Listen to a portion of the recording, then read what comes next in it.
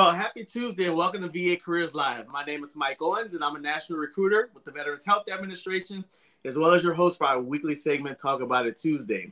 If you're tuning in for the first time, I just want to let you know that we are here every Tuesday at 12 noon Eastern Time. So feel free to grab a drink, grab something to eat, and join us as we talk about careers here at VA. Now, again, if you're tuning in for the first time or you've been with us for the last 3 years, we want you to be part of the conversation. So feel free to leave any questions and comments in the comment section below. As you know, our team, we like to go through those questions throughout the day and throughout the week to make sure that all comments are addressed and all questions are answered. And lastly, we all know someone that wants to work at VA. I know someone, you know someone. So let's try to get this information out to as many people as possible. So with that, I'm asking from the bottom of my heart that you please hit the share button. Again, please hit the share button. We have 2 hashtags that are associated with this broadcast. That's hashtag work at VA. Again, hashtag work at VA. And also hashtag VA careers. Again, hashtag VA careers.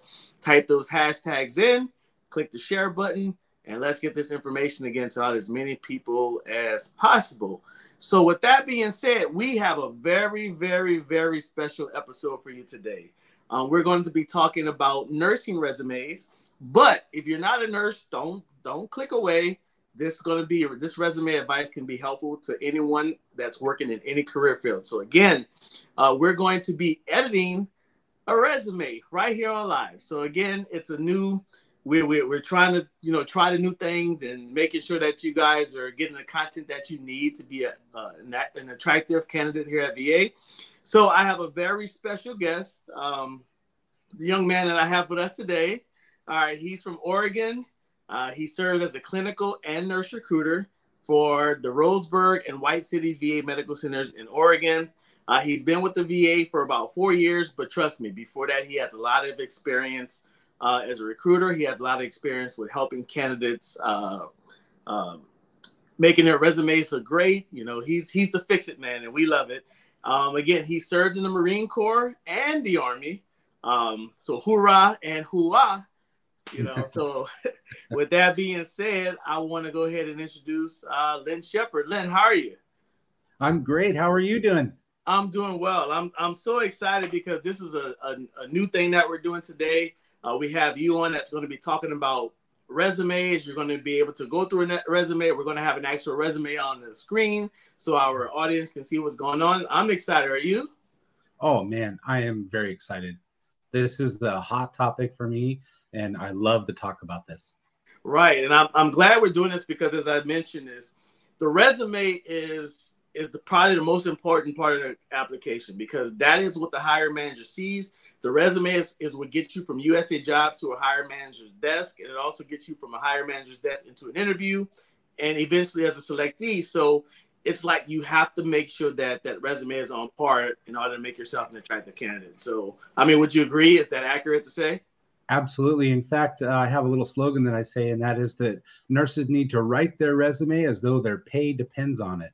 And in fact, it not only does their pay depend on it, but whether they're selected for an interview or the position, that resume is their golden ticket. Right. And so with that being said, again, for our audience today, we're talking about resumes. We're going to be talking about specifically nurse resumes today. But if you're not a nurse, stay tuned. But with that, I'm going to get out of the way and I'm going to hand it right over to Lynn. And let's make sure you get your pen and paper out and let's take in this good information. To you, Lynn. Thank you, Mike. So the beginning part of the resume of the contact information, you just want to keep it basic, keep it to your name, your address. Definitely want to have your email and your cell phone in there. Different hiring managers are going to use different contact methods to reach out. Especially with nursing, there's a lot of new flexibilities in being able to reach out to individual candidates. So make sure your contact information is right there at the top, easy to access, easy to see. As we go down, you looking at the mission statement or the philosophy or objective, when you look at this area, really you want to highlight yourself. This is the area that you can, most nurses are looking to get hired at the VA, so I would shy away from the objective and really begin to state what is your mission statement or what is your philosophy of nursing. And you really want to highlight yourself as a candidate. Are there particular ethical values that you hold dear, or I care values, or any particular subset of a philosophy that you operate your nursing profession by? This is your opportunity to sort of tell the hiring manager kind of who you are and how you operate. And then as we go down, looking at the experience, really what you want to highlight is your the experience first. I notice on our current resume we have it listed with education, but we really want to get that experience up there, and then we'll bring the education down below. Experience, according to the VA, just in terms of helping you understand the VA hiring practices, the VA wants to hire the most experienced and the most educated candidate. So really you want to get that experience up there at the top. And then as we begin to bring out this experience, there's a certain format that we really are looking for. Number one, if you need to have your start date and your end date with either present. You definitely need to show that range of dates. The other thing you want to do is right up there in that title, you want to make sure that you put your hours that you worked, whether you're full-time, part-time, or on call, because the VA has a process that they're going to actually calculate those hours and give you nursing experience even for part-time or on-call work that you're doing on the side, which a lot of nurses do. So if you're doing that extra work and you've got a side job, you're honeymooning somewhere, moonlighting somewhere, make sure that you put that on your experience and get that credit when the hiring manager is scoring your resume.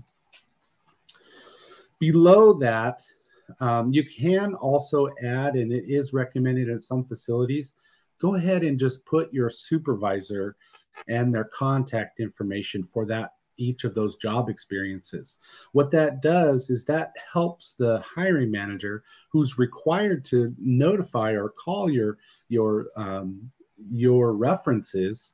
It allows them to just directly access that information. Put a quick note at the end, whether it's okay to reach out and contact or not. That way the hiring manager, obviously sometimes you're in a situation you don't want your supervisor to know that you're applying for another job, and that's okay. Just put that little note on there, can contact after I sign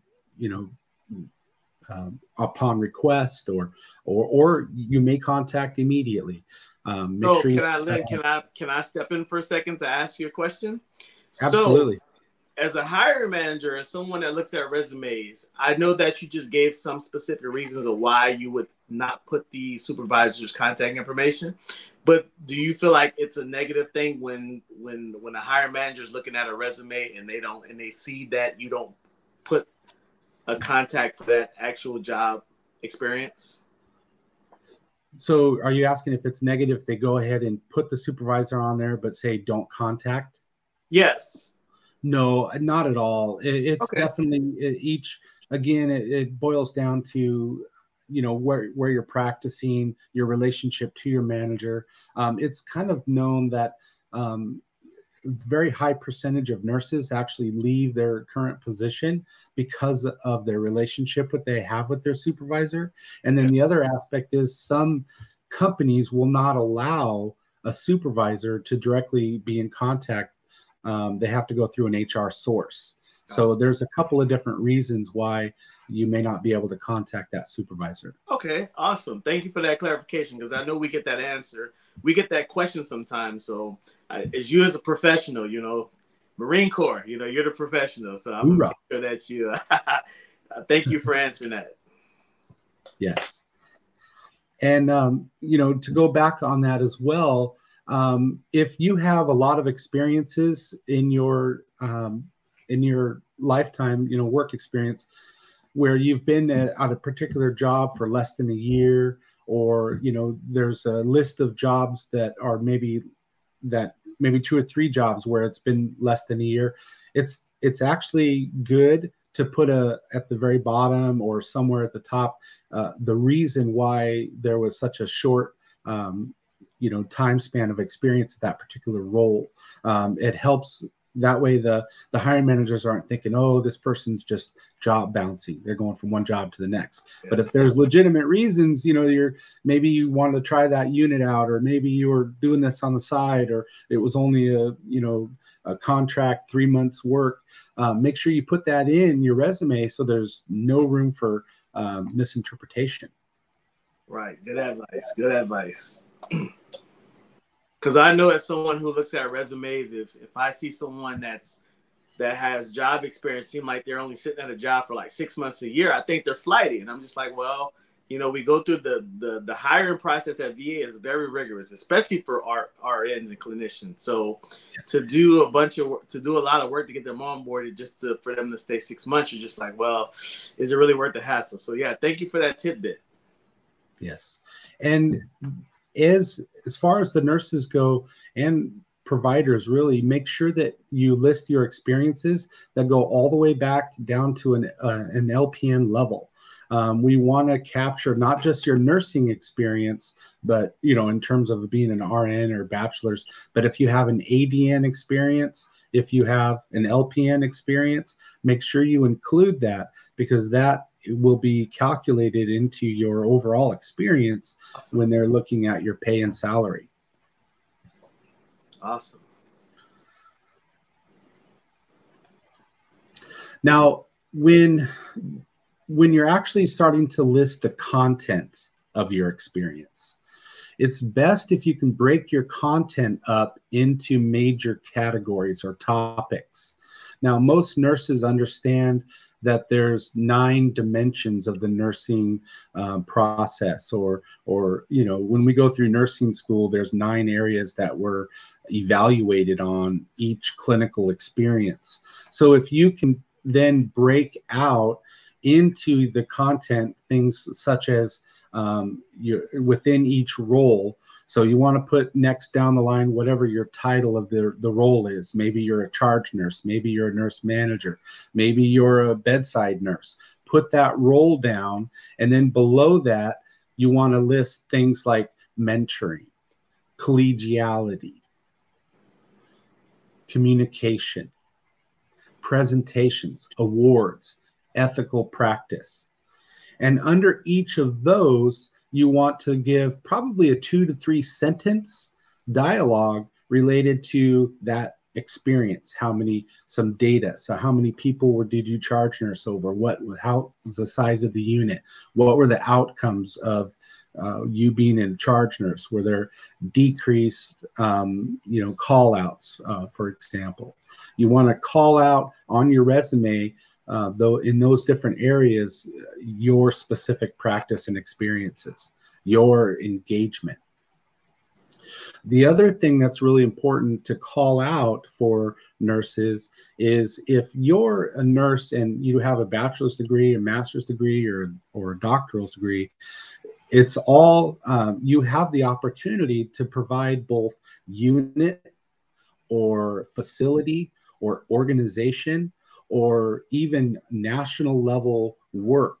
And if you're a charge nurse, for example, and you're working within the state on a committee and you're trying to affect change within the healthcare, the population that you're serving on a state level, you want to ensure that in your experience, because again, the VA is going to look at that and say, okay, here's this nurse that, although maybe they've got 2 years worth of experience, but they're enacting change, or maybe they've published on a journal.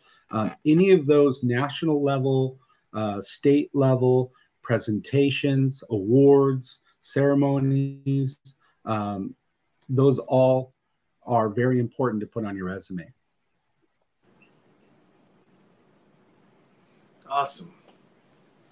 And believe it or not, you're answering a lot of questions that we get throughout the weeks about different things that people feel like they should include or exclude from their resume. So those are awesome, great tidbits. Even I'm here writing them down. The other one that I didn't mention is if you worked as a faculty member. If you, as a charge nurse, say, for example, you took a part-time job or an on-call, or a lot of times when you're working as a faculty, sometimes it's a contract job. And so maybe you're contracted for that year. If you work as a faculty, that also is within the scoring matrix. If you are a professor or assistant professor, that will also go towards your pay as well. Awesome. And then below your experience, you want to also call out specifically, if you have a lot of awards, then rather than putting them in your experience, you can actually create a new heading of awards or a new heading of presentations. And then in those, you want to announce, you want to specify who the population was that you gave that presentation to, the year, the title. Is there a video link to it? Is it something that you can highlight on your resume? You would go ahead and just put that on there. And then the other is certifications. And this is probably one of the more confusing, where nurses have to have certifications like ACLS, Advanced Cardiac Life Support. And that's not the certifications that we're looking for. The certifications that we're looking for that will get you awarded more points towards your pay is like a national certification in emergency room nursing, or certified, obstetrics nurse, and the VA does have a list on VA careers that you can look up to see if the certification you have is one that is recognized within the VA. And if so, you want to make sure that you list that out. Awesome. I'm glad that you mentioned that so they can know what type of certifications to put on there. Because I know, we have all these lists of certifications. We're just dumping everything in there. But, for you to specifically say, hey, we're not looking for that. We're looking for this. I think that's another awesome thing that I'm happy that you honed in on in this presentation. And as I'm watching and go through with the education, it's not so important to have the start date and the end date. You can just list out the university that you were a part of, call out the university, call out the degree. Having the city and state can be important because we're looking for accreditation, and the VA does require that all the nurses that are hired do come from an accredited school. There are some VAs that will offer an educational waiver. So if you do have associate's degree nurse, bachelor's degree nurse, you want to go ahead and put your university, the city and state that you graduated in, and then the year that you graduated. Awesome. And of course the degree itself that you received. So, 2007, I graduated with a master's degree in. So, and then go ahead. So I have a question. So with that, and I'm sorry if I'm jumping the gun and you were going to say this. Now, this is another question that we get as far as education. 2 questions. One, should they put their high school, their high school information on there? And 2, for someone that's currently working on it, let's say I'm a nurse with a BSN and I'm currently in school for my MSN. Should I put that I'm currently in school for my MSN, or should I just put my completed education? Definitely, I would actually put, if you're in school right now, and let's say you graduated with the BSN in 2007, and you're in school right now, I would start with the most current and just list that you are, at present. You won't list a graduation date. You could even put it this way where, expected graduation date of 2025. Awesome. Yeah, absolutely. Yeah, it's good to know that, we're getting these nurses that are engaged in the nursing profession, increasing their education, which reminds me of a topic, professional development. So this is a topic that when you're looking at your experience, you want to make sure that you either include it in the body of of each of your experiences. So for example, with our charge nurse experience up above, maybe the charge nurse was able to participate in professional development. Now, if these are professional developments that you've done sort of on your own in terms of, maybe outside of a facility or organization, you might actually create an entire heading below, like an award or a presentation that focuses on professional development.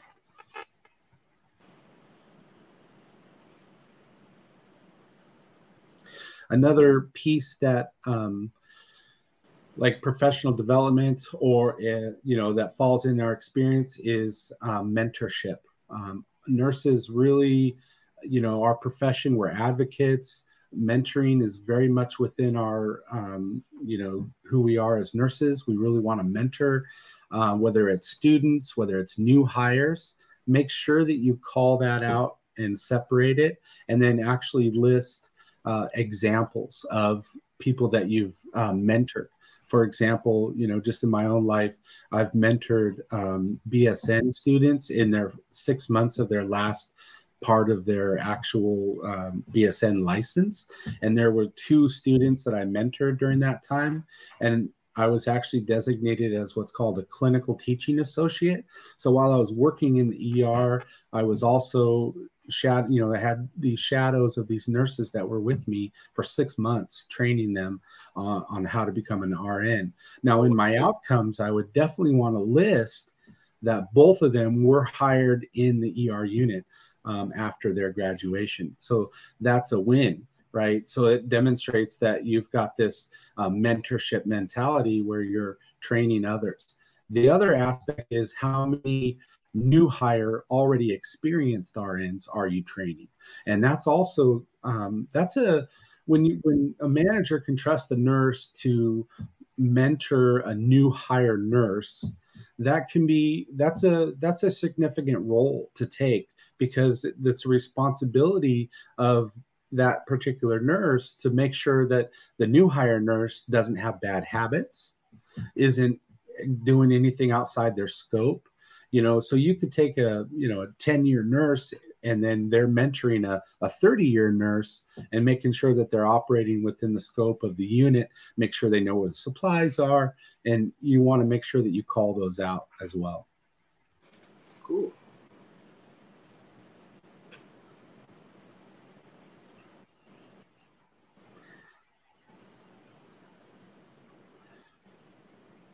So just to talk about the resume process, I just want nurses to understand the complexity, and I'm sure that you've mentioned this on other segments and you talked about it in the intro, that nurses understand that when they turn in their resume to USA Jobs, that resume has to be screened by the HR specialist. The HR specialist is looking for the credentials and all of the accredited information, making sure that they're experienced in that particular role of that particular position before the hiring manager even sees it.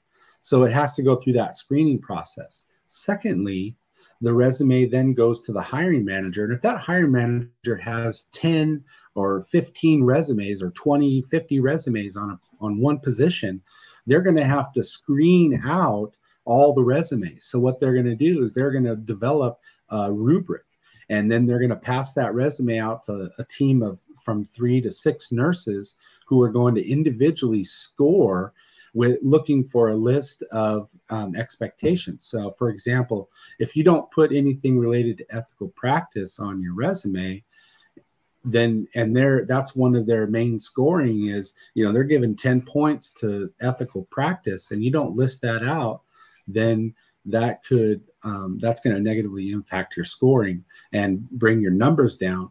And then the hiring manager is going to take the top scorers of the resume, and those are the ones that they're going to interview. And then with the interview, they're going to score those and take the total number from the resume scores with the interview scores to be the selected individual. Oh, okay. Awesome. Does all of that make sense? Is there any area that I need clarification on, or? couldn't answer, or no, but I do want to talk about, I know you mentioned earlier that references, that each job should have at least a supervisor reference, but I know there are some people have on their resumes, they have a separate reference section that's at the bottom. Other than supervisors, what other type of references should someone put on their resume? Okay, that's a really good question, actually. The VA does recognize that there is a hierarchy in references, and the supervisor is what would be considered the highest level of, or score of a reference. So that's why I kind of recommend that they put their supervisors on there. If you can get a maybe a secondary supervisor that you've had, maybe, you know, this other job, that's going to be higher on the list. But definitely peers also are sort of down the list a little bit. But friends and friends really are just kind of down on the list as far as validity in the VA.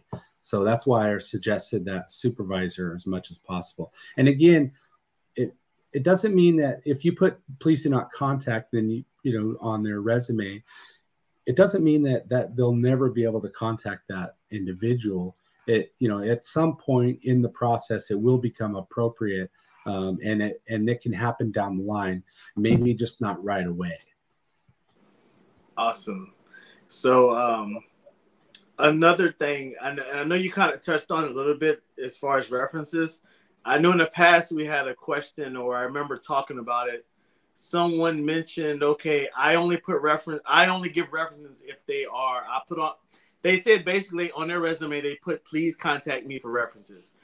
And do you think there's a right way or wrong way? Should you just put your references on and don't make the hiring manager have to reach out for references? Or you think it's okay to tell them, hey, reach out to me if you want references?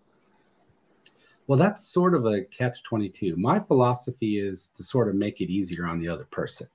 Right. And it is the VA requirement for hiring managers to reach out to references. Right. So no one's going to get hired unless they've provided their references. So if you sort of say, you know, reach out to me, well, that could limit your ability to get hired, because the hiring manager, that's time, that's another email, that's, you know, to reach out, which is fine. You know, if they're really interested in you as a candidate, they will. But, you know, there's a difference between just giving them the information that they really need to be able to hire you versus making them ask for it. Right. Yeah. And I agree with that. I always say you don't want the hiring manager or the human resource specialist to have to work harder than they have to. Right. And if they feel like they have to go fishing for information, or you're not giving enough, then they'll just pass you up, you by. And the sad part about that is that you could have possibly been the best candidate for that job, but because you kind of limited them in that aspect, they're just going to be like, well, we're just going to go to someone else and give someone else a chance. So, yeah, these hiring managers are extremely busy. They really are. And time, it's of the essence. They may only have a short period of time to devote to hiring. And if the information's not right there at their fingertips, like you said, they may just, and they've got 15 resumes in front of them, they might just go right over. Right. Exactly. So, so do you have just any general advice to give to anyone that's trying to become a nurse at VA? I would say the first advice is to reach out to someone such as myself. We do have, I don't know the exact numbers, but we have not only the National Office of Nurse Recruiting that runs the VA careers, but we also have, the goal for VA is to have a nurse recruiter at each VA facility. So I would reach out to the local recruiter for your facility and actually, for example, myself, I give tours of the facility. So if I have candidates that are interested in coming here, I want to reduce the overall, I want them to see what it is what the VA offers. And I have yet to have an experience where I've walked a candidate through our facility where they weren't absolutely blown away. Number one, at the happiness of the employees. Number two, the work-life balance. Number three, the benefits. And so I would actually encourage candidates that are serious about applying to reach out to those recruiters and request a tour of the facility. Awesome. And thank you for that information. And I'm sure that anyone here that's watching, whether it was the tidbits from the nursing resume or just a tidbit that you gave them about just, what to do if they're interested in being a nurse. It's a lot of good information. And we thank you for taking the time today to give us that information. You are welcome. You're welcome. Awesome. So if you tuned in the middle of the episode or towards the end, we were talking to Lynn Shepard. Lynn Shepard is a nurse recruiter from the Rosenberg and White City VA Medical Centers up in Oregon, up in the Northwest up there. So if you're from Oregon or you live in the Oregon area, make sure you give Lynn a shout out in the comment section. But as I mentioned, we were talking about nursing resumes. We actually went over a nursing resume. But again, if you're not a nurse and you just want some resume advice, please just take the time and watch the episode. As you know, even though this episode's on here today, it'll always be on our LinkedIn page and across our social media pages, so you can always come back and watch it. So with that, again, Lynn, thank you for joining us today. We appreciate the advice. We appreciate the time that you give us today. And if it's Tuesday, we're definitely going to talk about it. And until next Tuesday, have a great day.